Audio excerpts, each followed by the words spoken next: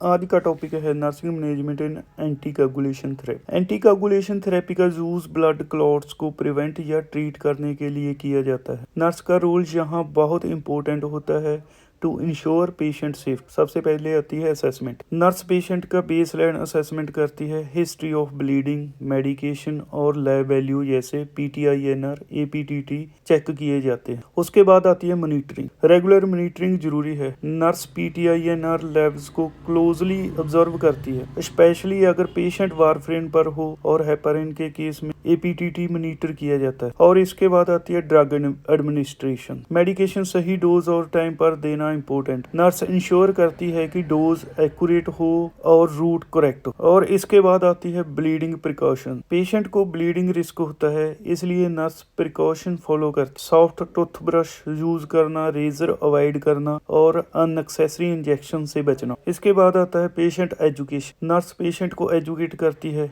Injury से बचना, unusual bleeding report करना और डाइट मेंटेन करना, specially vitamin K intake warfarin patient के लिए। इसके बाद आता है इमरजेंसी अवेयरनेस। अगर पेशेंट में साइन ऑफ ब्लीडिंग दिखने जैसे गम्स से ब्लीडिंग, ब्लैक स्टूल्स या सीवियर हेडेक, तुरंत डॉक्टर को इन्फॉर्म किया जाता है। इसके बाद आता है प्रॉपर मॉनिटरिंग, सेफ्टी प्रिकॉशन और पेशेंट एजुकेशन। ये सब मिलकर एंटी कोगुलेशन थेरेपी को सेफ और इफेक्टिव बनाता है।